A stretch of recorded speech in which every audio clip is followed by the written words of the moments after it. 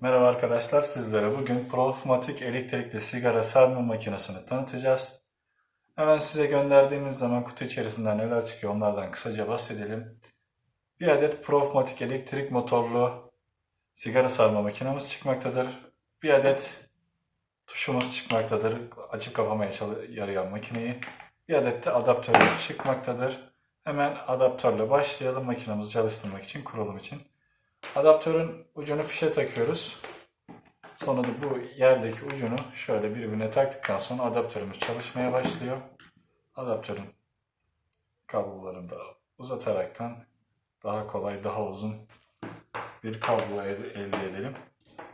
Şurada da görmüş olduğunuz gibi butonumuzun çentiği vardır. Aynı çentik şöyle göstereyim. Profmatiğimizin üzerinde de vardır. Çentikler birbirine denk geldiği zaman cihaz yerine oturacaktır. Tuş takımına getirdikten sonra da rahatlıkla yan taraftaki somondan sıkıştırabiliyoruz. Gördüğünüz gibi de tuşu ister sağ elinizi kullanıyorsanız sağ tarafınıza, isterseniz de sol elinizi kullanıyorsanız sol tarafınıza rahatlıkla alabiliyorsunuz gördüğünüz gibi. Yani istediğiniz gibi siz nasıl çalışıyorsanız o şekil rahatlıkla kullanabilmeniz için istediğiniz yere alabilirsiniz kumandayı. Şöyle yapalım. Şöyle görmeniz için bir kere çalıştıracağım. Makineyi gördüğünüz gibi basılı tuttuğumuz zaman üzerinden atıyor dışarıya. Sigara yaptıktan sonra da bıraktığınız zaman tekrar kendini çekiyor. Şöyle bir kez daha gösterelim. Neden böyle basılı tutulan bir makine yaptık? Ondan da kısaca bahsetmek istiyorum. Bildiğiniz üzere çoğu makine bir kere bastığınız zaman otomatik olarak dışarıya çıkıp atıyor. O zaman da genellikle tütün koyarken parmağınızı unuttuğunuz zaman parmağınızı kesme, kopartma gibi riskler taşıyor. Ama burada siz kontrol ettiğiniz için parmağınız kalsa dahi acısından direkt tuşu bırakacağınız için parmağınızı kopartmadan direkt geri atacağından makine parmağınızı da kurtarmış oluyorsunuz rahatlıkla. Hemen birkaç sarım yaparaktan makinenin nasıl sarım yaptığını gösterelim. Normal bildiğiniz gibi tütünleri aynı şekilde koyuyoruz. Kenarları boş kalmasın diye ilk önce kenarları dolduruyorsunuz. Ondan sonra da filtremizi yerleştiriyoruz. Görmüş olduğunuz gibi şöyle açayım. Şöyle önemli olan dip kısımları biliyorsunuz.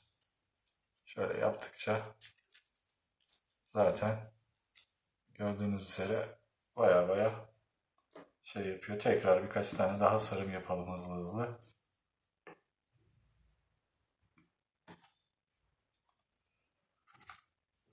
Aynı şekilde normal makinede nasıl kullanıyorsanız filtreyi yerleştiriyorsunuz. Sonrasında da bunun geniş haznesi var. Otomatiğin üzerine yapıldığı için motor daha geniş hazne sağlıyor diğer makinelere göre. O yüzden tütünü rahatlıkla bu tarafta da şöyle biriktirip rahatlıklı bir şekilde kullanabilirsiniz. Bu da seri üretim yapan insanlar için daha hızlı olmasını sağlar. Kol gücünü ortadan kaldırdığı için günlük 10 saatinizi, 15 saatinizi, 12 saatinizi harcayan kişiler özellikle bilir.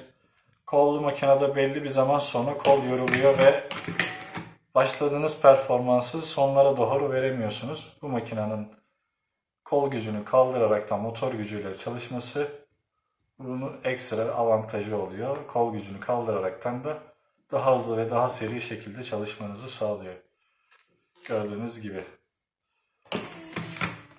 Ve motorumuz güçlü bir motor olduğu için de rahat bir şekilde kullanabiliyorsunuz. Kol gücünüzle kesemediğiniz ya da artık belli bir zaman sonra kol gücünüzün yetersiz kaldığı durumlarda motor rahatlıkla gördüğünüz gibi çalışıyor ve kesip atıyor. Şöyle şunu da gösterelim. Bakın şu daha deminki sardıklarımın da hepsini göstereyim. Hep dipler dolu gördüğünüz gibi. Makinenin en büyük artısı da şudur.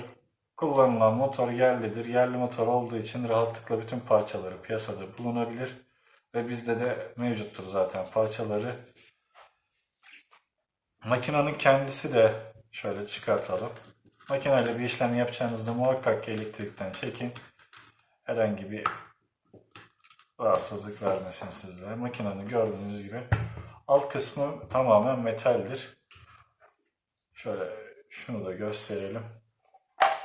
Şu alt kısım komple gördüğünüz gibi metal olduğu için rahatlıkla istediğiniz gibi ayar yapabiliyorsunuz. Bunun da yedek parçaları hepsi bizde mevcut. Rahatlıkla kullanabilirsiniz makineyi. Makine gayet güzel ve hızlı sarım yapıyor. El hızınıza bağlı olaraktan makineden yaklaşık 1 saatte 3 karton atabilirsiniz rahatlıkla. 3-4 karton rahatlıkla sarabilirsiniz. Gayet başarılı ve sağlam bir makinedir. Metal olması sayesinde parçalar çabucak aşınmaz ve rahatlıkla uzun süreli kullanım sağlayabilirsiniz.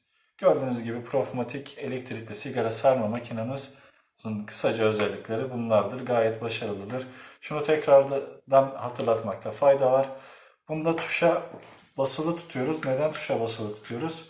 Otomatik çalıştığı zaman parmağınızı unuttuğunuz anda parmağı kopartır atar. Ama basılı siz tuttuğunuz zaman parmağınız sıkıştığı anda gördüğünüz gibi bıraktığınız gibi bıçağı tekrar geri çekiyor. Bu da ne işinize yarıyor? Parmağınızı kurtarmanızı. Basılı tutup sigarayı gördüğünüz gibi attığında bıraktığınızda tekrar yeni dolum için kendisi makineyi hazırlamış oluyor. Böylelikle de bir nevi parmağınızı yani canınızın bir nevi garantisi olmuş oluyor. Diğer makinalarda da otomatik olmasının kötü yanı direkt kendi çalışıyor. Hiçbir şekilde müdahale edemiyorsunuz. Parmağı unuttuğunuz anda parmağınızı kopartıyor. Bu ve bunun gibi birçok sigara sarma makinesini kalitelialm.com sitesi üzerinden bulabilir ya da videonun altındaki linkten ürünü sipariş geçebilirsiniz.